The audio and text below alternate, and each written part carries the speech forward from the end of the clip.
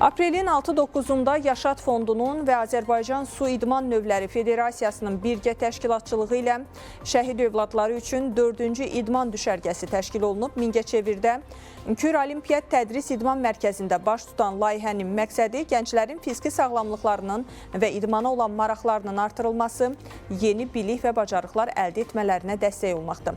Layihə çərçivəsində iştirakçılar avar çəkmə və kanoe üzrə milli yığmanın üzvləri ilə görüşüb, bu idman növü ilə bağlı onlara suallarını ünvanlayıblar. 4 gün davam edən düşərgənin sonunda iştirakçılar üçün istirahət və əyləncə proqramı təşkil olunub. Bura çox maraqlıdır. Müəllimlərimiz bizə kayak sürməyi öyrətdi. Mən əvvəlcə kayak sürməyi bilmirdim, amma müəllimlər bizə öyrətdi və kayak sürməyə başladım. Burada bizə hər şeyi öyrətdilər, dostlarıma da öyrətdilər. İndi biz çox yaxşı kayak sürə bilirik. Qəhrəman şəhidlərimizin övladları Su İdman Növləri Federasiyasının bazasındadırlar. Onlar burada su idman növünün yaxından sirlərini öyrənirlər, təlimlərə cəlb olunurlar və biz hesab edirik ki, bu cür sosial layihələr hər zaman olmalıdır.